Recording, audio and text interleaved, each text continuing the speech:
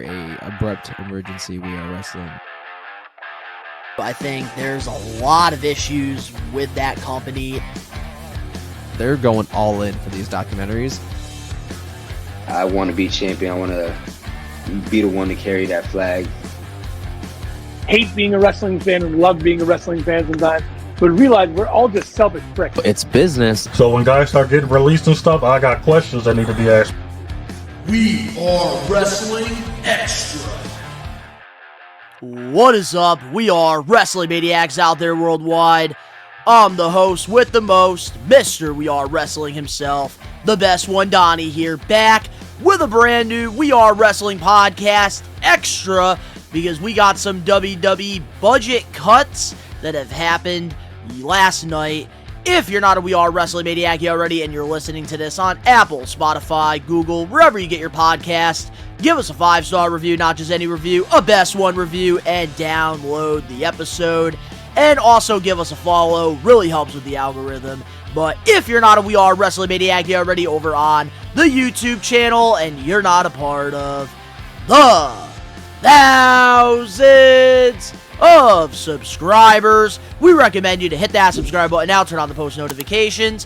Videos be coming out of nowhere like an RKO, and of course you already know, the grind is real. So last night, after Friday Night SmackDown was over, we got some news from Fightful and PW Insider with some WWE releases. And we're going to go over them, and I'm going to give you guys my thoughts, my opinions on each and every one of them. I feel like we shouldn't wait until Wednesday to talk about this, even though I'm sure Ben or Danny, they're going to want to give their thoughts on this as well during the podcast. I'm sure we'll cover it a little bit.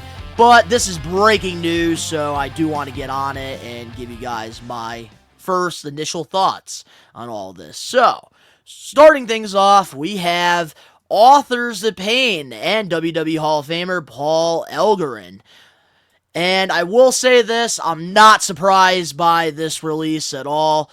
The Final Testament, had potential to work, but when you're not pushing your tag teams, people are just going to get lost in the shuffle, and that is what exactly has happened with the Authors of Pain. You would rather push Finn Balor and JD McDonough as tag team champions who weren't defending the titles at the time than pushing Authors of Pain. Same with The Miz and R-Truth when they won the tag team titles at WrestleMania 40. I love that defining moment because it was so cool to see R-Truth get that WrestleMania moment, but it also cost tag teams opportunities, and Authors of Pain were one of them because I remember them being pushed very heavily back in Black and Gold NXT. They were putting on bangers after bangers with NXT TakeOver. And then, of course, with the main roster, they were part of Seth Rollins' Messiah group, which they ended up getting released due to, budget cuts that happened.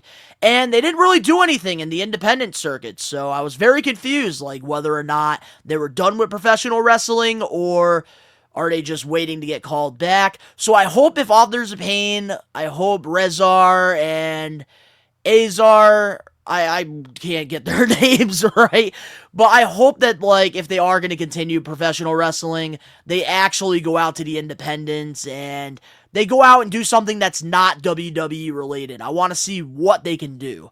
Paul Elgeren getting released, I'm not surprised by it. I know some people were hoping that Paul Elgeren could still be with Karrion Kross, but I think, it worked in NXT, the Authors of Pain with Paul Elgeren, which I know that's what they were trying to do, but, throwing them in Final Testament just didn't work. Plus, Karrion Kross now is finally starting to get consistent television time on his own, with this whole turning baby faces heel, and people are starting to catch on to what Karrion Kross is doing, which is good, and I feel like going into 2025, Karrion's gonna have a really good year in the WWE. I could see him winning maybe the Intercontinental or United States Championship by the end of this year with some of the good work that he's doing, and I don't think he needs Authors of Pain. He doesn't need Paul Elgeren.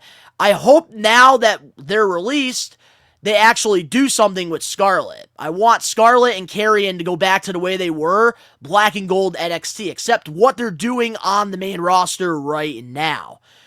I think that, like, there is no spot for Authors of Pain and Paul Elgrin. Like, it was great during its time, Black and Gold NXT, but with, like, this new era of WWE and them honestly not really giving a fuck about the tag titles, I could understand this release, and I really do, like, wish all these people that did leave WWE, that got released, nothing but the absolute best. I want all of these men and women to succeed at the end of the day. So, whatever I'm saying, don't get that part twisted. But I do think Authors of Pain are very talented, but they need to do something outside of WWE. Show us why WWE fucked up here. And that's what I want from all of these wrestlers that are released that we're talking about today on the podcast Extra. I want them to show WWE that they fucked up.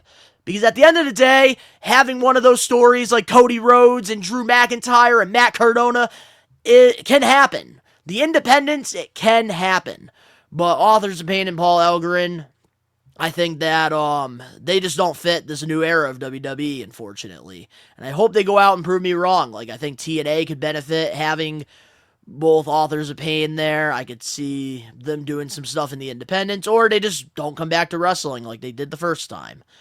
But moving on now to our next release here, which this one didn't get announced after SmackDown. This was a little bit more earlier in the day on Friday. Cedric Alexander, he posted on his social media page that he is no longer with WWE. He's incredibly grateful for 8.5 years being with them, and I'm not going to lie to you, I did not expect Cedric Alexander to be under a WWE contract in 2025. I thought that he was going to get cut a long time ago. But I think Cedric is very talented, just like Shelton Benjamin, Bobby Lashley, and MVP. I don't understand how they weren't able to make the Hurt Business work. That faction should have been around still to this day. Almighty Bobby Lashley with that WWE Championship, Cedric and Shelton with the tag titles. That was one of the biggest highlights, I think, in the early 2020s, was the Hurt Business. And clearly, WWE fumbled it, because even with AEW shitty booking and a lot of the times, not the best television shows weekly, the Hurt Syndicate are over. And they just won the tag team championships as well. And I'm surprised Tony Khan has not fumbled that just yet. I do think that Cedric Alexander, they are going to make a push for him in AEW. I think that he is going to join the Hurt Syndicate, because why not? Why not? Imagine having the original four. MVP, Bobby Lashley, having Cedric Alexander and Shelton Benjamin. That could be really good. And eventually I could see Cedric and Shelton maybe winning the tag titles, and Bobby Lashley focusing on like the TNT title or possibly the AEW World Championship. But there's a lot of great friggin' heavyweight guys over in AEW. That's one thing that I'm not gonna just sweep under the rug. But I do think that Cedric Alexander, I think it is time for him to move on from WWE, and I think that him going to AEW with his buddies from the Hurt Syndicate, I think that that's the best move for him. He's been in catering for years. I know they tried to throw him in NXT for a little bit, but I think it's just time for him to move on from WWE, and I think he's somebody that's going to have zero problems outside of it. I think that he could succeed in Ring of Honor, TNA, New Japan Pro Wrestling, the independent circuit, AEW. I think wherever Cedric's going to go, he's going to be just fine.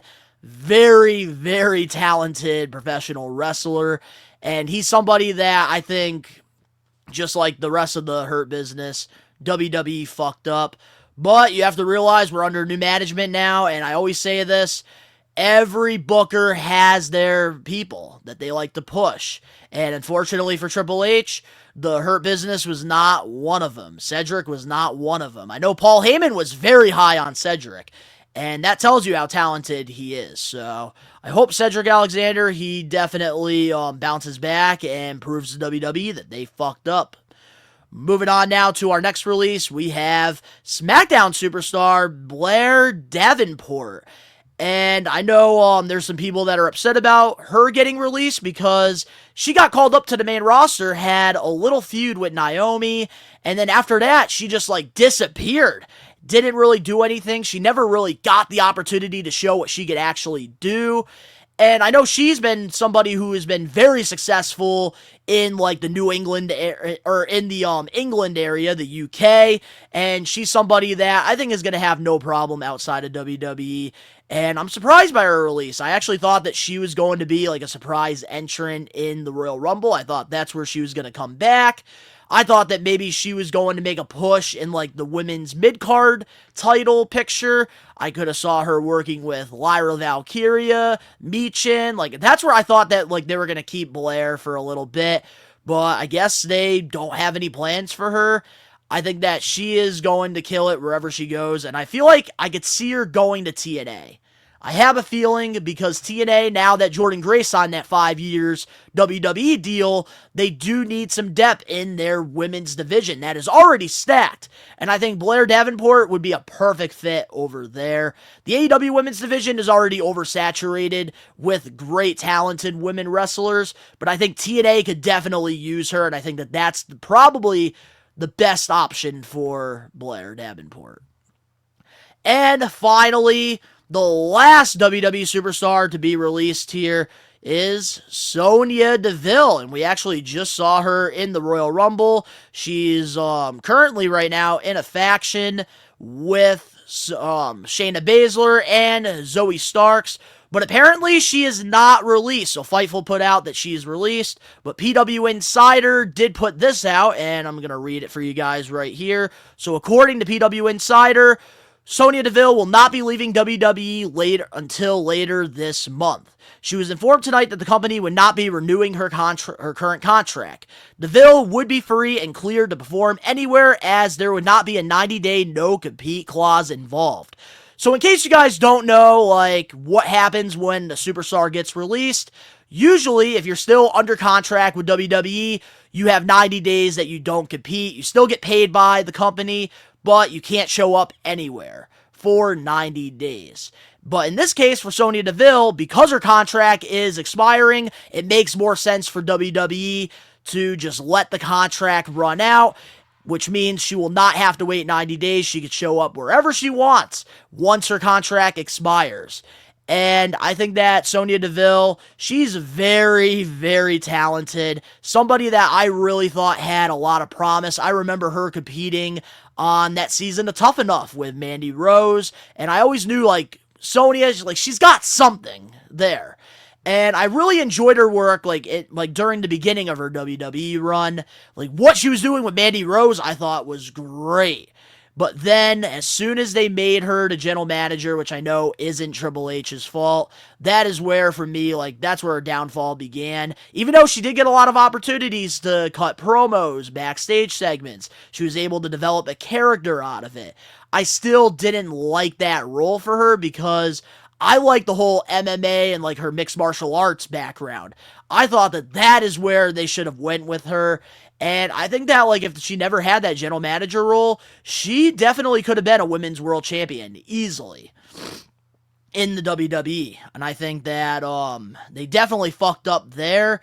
And unfortunately now, like, Triple H is trying to do a lot of fixing that Vince McMahon left behind, because sometimes you can't fix things. Sometimes you just have to throw them in the trash can. And unfortunately for SONYA DEVILLE, it just isn't working out. Like, I love SONYA DEVILLE. I love Zoe Starks. Shayna Baszler is very talented. But this faction is not really doing anything. It's not really getting over with the crowd. I think Zoe Starks has a bright future in WWE, and I think that if they can give her a mouthpiece, I think that she could be a solid Intercontinental or United States champion. And Shayna Baszler, I just don't understand, like, why can't we just go back to the way she was being booked in NXT? I really don't understand that. And I thought that that was where we were going to go after Ronda Rousey put her over. But they didn't really do anything with her, unfortunately, and she got lost in the shuffle. And I really hope that her and Zoe Starks, like, find a way out. But SONYA DEVILLE being released, I think she's very talented. I think that she could definitely succeed anywhere she goes. But I really don't know what's next for her. And that is something that I am kind of excited to see once her contract is up. Where is Sonya going to go?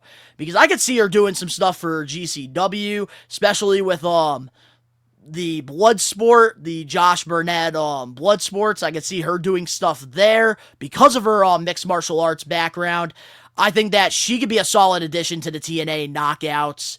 I think AEW could benefit with her because I know she's had some history there with Saraya, so they could do something there as well. But I really do wish nothing but the best for all 6 of these talented wrestlers here. And I hope that they go out and prove to WWE that they fucked up. But honestly, I think that all these releases, they make sense. And years prior, back in like 2020, we can't say the same with Bray Wyatt getting released and Braun Strowman, like big established WWE stars. But in this case, it makes sense. And WWE, there's only so many spots you can have on your roster. You have 3 hours of television on Raw, SmackDown as of right now. You got 2 hours of NXT. You have these PLEs now where you're only doing 4 to 5 matches on them, except the 2-night events like WrestleMania. You got to add a couple more matches in there because it's your biggest event. But you only have so many spots, and especially with a lot of these upcoming free agents in professional wrestling in 2025, like Ricky Starks, a Ray Phoenix, rumors about Britt Baker possibly leaving.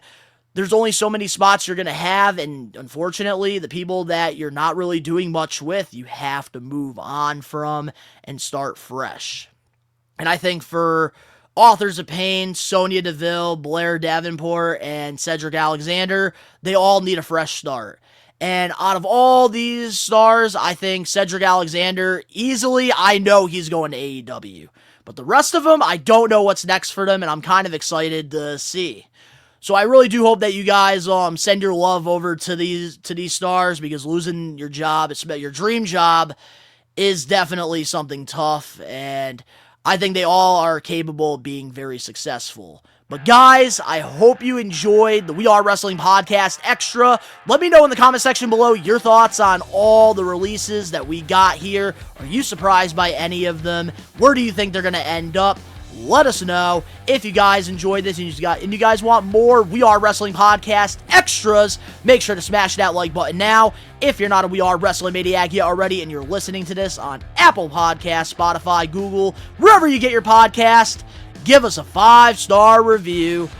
If you're not a We Are Wrestling Maniac yet already over on the YouTube channel where you get the best pro wrestling content, recommend you guys to hit that subscribe button now, turn on the post notifications, because I will be uploading my NXT reactions, and I totally forgot I did, later on today, and even the Friday Night SmackDown reactions will come out in hopefully a few hours. I do got some errands I gotta run before I sit here and watch SmackDown, so it will be coming out a little bit more later on today. But hit that subscribe button now, turn on the post notifications. The link's down in the description box below. You can go follow We Are Wrestling over on Facebook, Instagram, X, TikTok. All the links down below, because when the news does come out, we are posting them on all the social media platforms. So if you want to know what is going on in the pro wrestling world before I make a video, I would highly recommend following us over on the We Are Wrestling socials. Also, We Are Wrestling Podcast, live episodes every Wednesday, 5 p.m. Eastern Standard Time. Hope to see you guys there, because that is something that we're really pushing in 2025. Is doing consistent live episodes every Wednesday. But to all the We Are Wrestling Maniacs out there worldwide, we are taking over. Peace. We are wrestling